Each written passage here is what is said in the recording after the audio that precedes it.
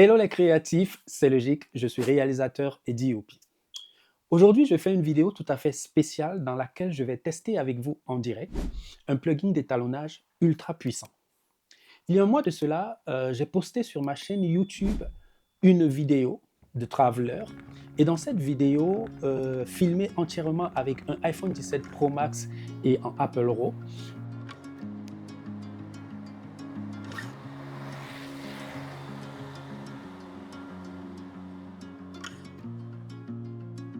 je montre le parcours de mon épouse de la maison jusque dans le TER en direction de Beauvais. La société britannique The Answer est tombée sur cette vidéo et a vite fait de me contacter pour me proposer une collaboration que j'ai acceptée tout de suite.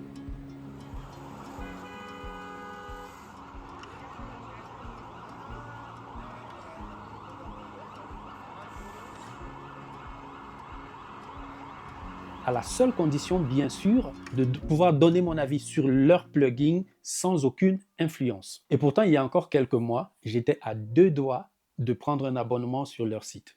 Si vous voulez donner un look cinéma à vos productions, sans beaucoup d'expérience et sans prise de tête, The Answer est aujourd'hui le plugin par excellence. Il contient énormément d'émulation de films pour tous les boîtiers que nous utilisons. En quelques clics, vous pouvez retrouver la texture de l'image qui vous a fait rêver ou qui vous séduit encore dans les films d'aujourd'hui.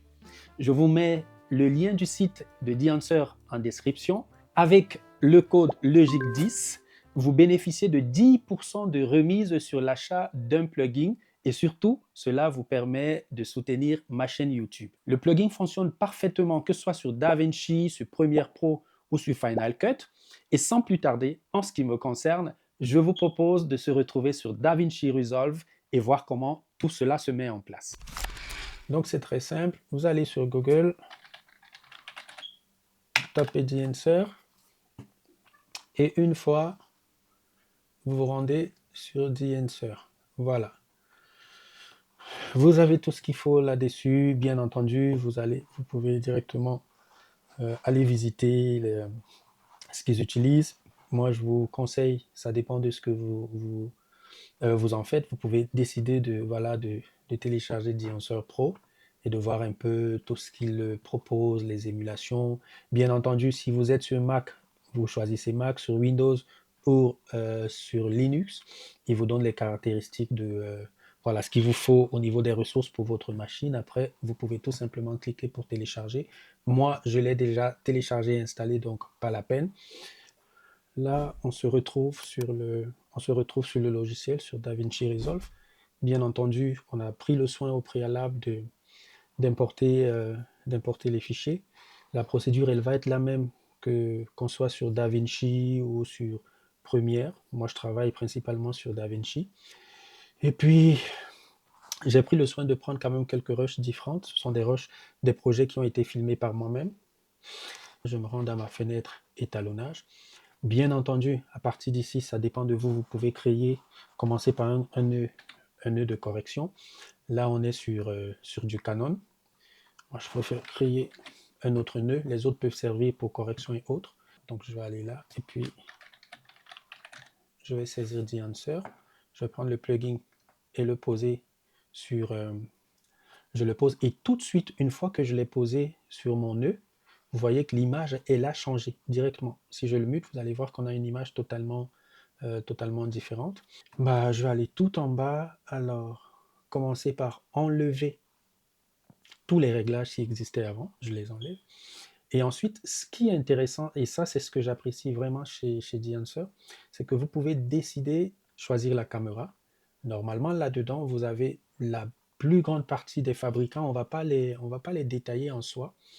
Mais vous pouvez retrouver, si vous avez filmé avec un téléphone Apple, un iPhone, aujourd'hui c'est intégré là-dedans, la Arri, la Blackmagic Design, Canon et ainsi de suite. Moi je vais choisir Canon parce que là-dessus on est sur du Canon, même si c'est clair que ce n'est pas la C200, mais on retrouve quand même les profils de la Canon. Je peux directement agir sur l'exposition ou non. Vous pouvez ici aussi, c'est pareil, vous pouvez agir sur la balance des blancs, la température, la teinte et consorts. Donc, une fois que vous avez choisi la caméra, vous voyez que tout de suite, ça a changé. On est parti de là pour ici. Et maintenant, l'une des choses assez intéressantes, c'est que vous allez venir choisir. Alors, qu'est-ce que vous avez l'habitude d'utiliser? Si vous savez comment fonctionnent les émulations, bah, moi, généralement, je vais sur du Kodak Vision 200T. Vous pouvez prendre le temps de tester tout ça. Pardon. Rassurez-vous tout simplement de sélectionner, parce que si ce n'est pas sélectionné, ça ne va pas marcher. Vous activez le profil. Ouais, là, c'est désactivé. Là, c'est activé. Et maintenant, après, c'est à vous de voir. Est-ce que vous allez sur du Vision 200T? Est-ce que vous allez sur du Vision 250D? Est-ce que vous allez sur du Vision 50D? Ça va dépendre de l'idée que vous avez, du mood board sur lequel vous êtes parti et des références que vous avez sur cette production-là. Moi, à tout hasard, je prends peut-être ce Kodak-là, Vision 250D. Ensuite, je vais venir à Print. Ici, je vais venir imprimer. Pour ceux qui sont habitués de DaVinci, vous savez déjà que dans le film look qui vient avec DaVinci, vous avez le Kodak 2383 qui est une émulation de film qui est utilisée régulièrement par les étalonneurs. Moi, je l'utilise, mais vous pouvez, bien entendu, je l'active d'abord. Là, tout de suite, l'image est devenue beaucoup trop contrastée. Vous pouvez agir sur le contraste si vous voulez. C'est-à-dire que vous pouvez décontraster si vous voulez. Après, il faut vraiment aller au millimètre près pour essayer d'avoir quelque chose d'intéressant. Ensuite, je vais remonter au niveau de Expand pour gérer le point noir. Est-ce que je veux qu'il soit très accentué ou moins accentué? Je l'active. Et en fonction de ça, je vais aller gérer mon point, mes blancs. Et vous voyez que ça impacte directement la parade juste en bas. Donc, ce n'est pas du hasard. Voilà. Moi, je veux quelque chose qui soit un tout petit peu pâteux comme ça. Alors, au niveau du film developer, je le rends dispo et puis je vais baisser un tout petit peu le contraste parce que l'image, elle est quand même beaucoup trop contrastée. Les gammas, bah, c'est pareil, ça va agir sur l'expo. Voilà. Et puis rassurez-vous qu'à tout moment, si vous voulez, vous pouvez revenir là et puis aller agir sur les highlights. Parce qu'on sait très bien qu'il ne faut pas toucher les 10-23 et qu'en dessous, là, on ne doit pas toucher les zéros. Bah, la couleur, à moi de voir. Est-ce que je veux carrément désaturer tout ça ou je veux que ça pète carrément les couleurs? Tout ça, c'est à voir. C'est à vous de voir en fonction de la touche artistique que vous voulez apporter à votre étalonnage. Voilà. Je vais quand même encore légèrement baisser le contraste. On commence à avoir une image qui n'est pas mal. On va remettre un peu de couleur quand même. On est parti de là à là, de là à là, ce qui n'est pas mal. Alors, voilà. Ensuite, je peux aller sur de la compression pour que les choses soient moins agressives. Je peux jouer sur l'impact, je peux jouer encore sur les blancs si je veux. Je commence à avoir une image qui se rapproche quand même de quelque chose d'assez intéressant. C'est pas mal. On est parti de là pour avoir ceci. Donc, après, je peux agir sur la couleur, c'est-à-dire que je peux décider de venir donner de la tonalité. Peut-être que je veux un peu plus de bleu, donc aller vers les tons froids, ou du jaune, aller vers des tons chauds. Pourquoi pas? Ça peut être intéressant d'avoir des tons un peu plus chauds quand même. Après, il faut toujours doser, hein. Faut pas trop en mettre. Vous voyez que en quelques clics seulement, même sans expérience, si vous avez déjà un peu de routine dans le montage vidéo, un peu de notion de base dans l'étalonnage, en quelques clics sans prise de tête, seulement avec ce plugin, vous commencez à vous rapprocher de quelque chose quand même d'assez intéressant. Après, vous pouvez agir sur les shadows, c'est-à-dire que de façon globale, voilà, vous allez pouvoir baisser tout ça ou monter. Je vais réinitialiser.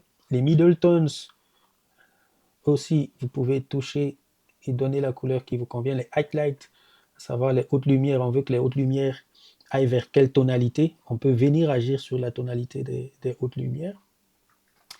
Et puis, quelque chose qui apporte quand même de la qualité cinéma, ça va être le grain. Et là, vous commencez à entrer dans les choses qui font la particularité des images cinéma. Vous savez que ce n'est pas de la netteté. En fait, les images cinématiques ne vont pas être ces images où tout est ultra net et tout comme si c'était de la photo. On peut décider de mettre un peu de grain. Vous avez le choix.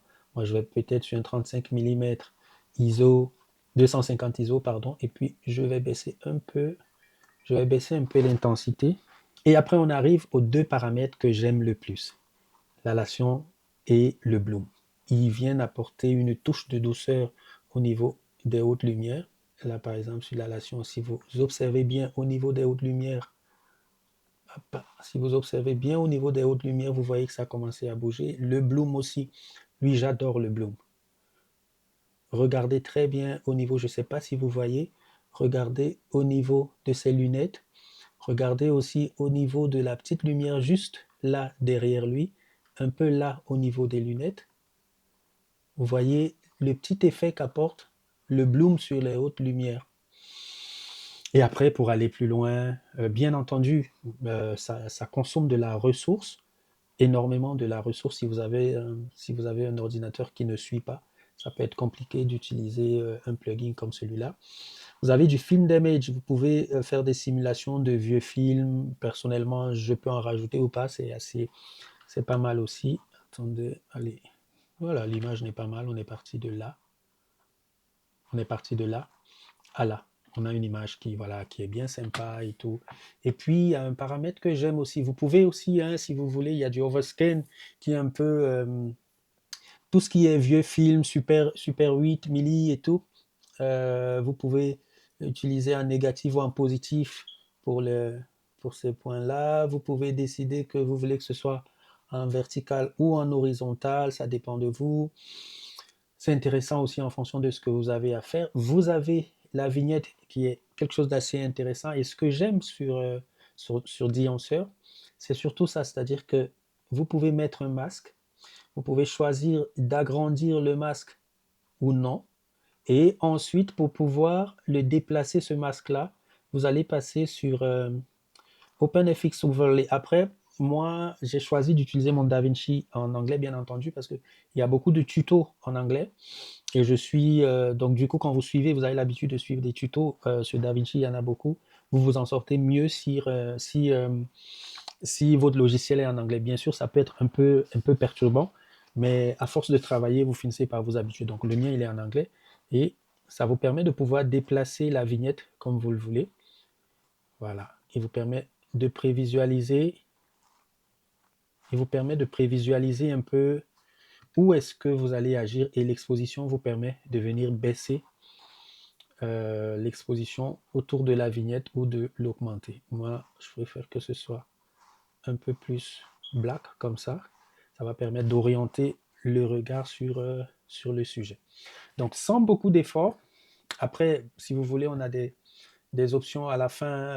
Est-ce que vous voulez utiliser les fausses couleurs ou pas? Si vous comprenez ce que c'est pas ça l'objet de la vidéo. Vous pouvez venir, quand vous avez fait tout ça, venir régler l'impact total de vos réglages sur l'image. Comme vous le voyez bien avec le curseur, vous pouvez enlever et puis remettre totalement. À vous de voir. Vous pouvez générer une lutte, c'est-à-dire qu'après avoir fait tout ça, vous vous rendez compte que c'est quelque chose d'intéressant que vous aurez envie de réutiliser demain. Vous venez tout simplement vous générer une lutte que vous pourrez réutiliser sans problème. Et puis pour finir, au niveau de la qualité, bon, ça va de soi avec l'ordinateur, la puissance de l'ordinateur que vous utilisez. Là, vous pouvez vous mettre en normal ou si vous mettez en normal, ça prend plus de ressources. Si vous allez en act slow, ça veut dire que voilà, vous diminuez, mais avant d'exporter votre rendu, il faudra bien entendu venir le remettre en normal. Voilà. Donc là, avec quelques réglages, tout simplement, on a pu passer de ça à ceci. Quelque chose qui est quand même assez quali et c'est assez sympa l'image. En plus d'avoir un plugin qui fonctionne parfaitement sur Final Cut Pro, sur DaVinci, sur Premiere Pro, Deancer a le même plugin qui fonctionne sur Lightroom et Photoshop. Quand vous allez sur Photoshop et que vous activez Deancer, vous avez une fenêtre de traitement qui s'ouvre, qui vous permet de traiter vos photos directement depuis The Answer. Mais à côté de cela, The Answer a également lancé sa propre application de traitement de photos qui, pour le moment, ne fonctionne que sur Mac. C'est sûr que les autres arriveront bientôt.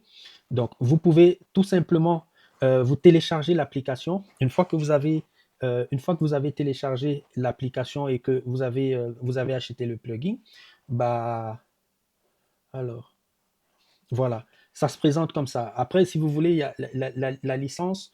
La licence, elle n'est pas encore activée ici sur cet exemple-là. Je n'ai pas eu le temps de l'activer également sur l'application, mais bien entendu, j'ai droit à tout l'écosystème avec The Answer. Et à partir de là, bah, vous retrouvez exactement les mêmes informations, vous retrouvez exactement les mêmes items et les mêmes réglages que vous avez sur Photoshop. C'est pareil, vous devez venir activer et choisir un profil de film en particulier. Si vous voulez faire du film developer, vous pouvez faire du film developer, vous pouvez faire de la compression, vous pouvez ainsi de suite. C'est pareil au niveau des filtres. Si je vais sur Print, c'est pareil, je peux choisir, il y en a plusieurs, je peux choisir mon fameux Kodak 23-83 que j'affectionne. Après, toucher un peu les blancs ou les noirs, augmenter ou baisser le contraste. Pareil, Color Heat. Pour le Color Heat, je peux jouer sur les couleurs, en ajouter ou en enlever. Pareil, je peux décider de mettre un peu de grain ou de customiser comme de l'autre côté tout à l'heure sur DaVinci, d'aller peut-être sur du 35 mm en 250 ISO. Euh, Mes outils préférés, Alation et Bloom, à chaque fois, il faut activer et ensuite pouvoir paramétrer. Donc, en fait, juste une revue complète pour vous montrer que The Answer a quand même un écosystème aujourd'hui qui est suffisamment complet. On se retrouve sur l'application mobile de The Answer. C'est pareil. Là, il se présente comme ça l'application. Et à partir de l'application, vous pouvez traiter les photos et les vidéos. Disons que je décide de traiter une photo. Là, je sélectionne une photo. Bah, tout de suite, vous avez les différentes émulations de films qui s'affichent. À vous de voir ce qui convient. Ce sont des filtres, vous les choisissez. Et une fois que vous les avez choisis, pareil, vous pouvez tout de suite aller éditer en fonction du profil. Moi, j'aime bien mon fameux Kodak 23-83, mais le Fuji, il fonctionne aussi pas mal. Vous pouvez avoir le Kodak Endura Glossy Paper, qui lui aussi marche très bien. Après, on va retrouver toutes les fonctionnalités qu'on avait de l'autre côté, le Coloroid, le grain de film. Si je veux mettre un peu de grain sur cette image-là, j'aurai quelque chose comme ça. Le halo que j'aime bien sur les hautes lumières. Le bloom également que j'aime bien. Je peux mettre un peu de vignette. Voilà, ici, je peux déplacer la vignette ou pas. Pareil, expo, et là, pour avoir quelque chose de pas mal, je peux mettre la détérioration si je veux. L'overscan aussi, vous pouvez le retrouver sur la version mobile. Et puis, voilà. Donc, on a fait le tour de... une fois que c'est fini, tout ce que vous avez à faire, c'est d'enregistrer dans la galerie et automatiquement, l'image va aller s'enregistrer dans votre galerie. Merci The Answer de soutenir ma chaîne avec cette collaboration. N'oubliez pas, avec le code LOGIC10, vous bénéficiez de 10% de réduction sur tout le site de The Answer. Si cette vidéo t'a aidé, n'hésite pas à mettre un pouce bleu et d'activer la cloche de notification pour ne rien rater. Et d'ici la prochaine, continue de shooter, de tester et de recommencer.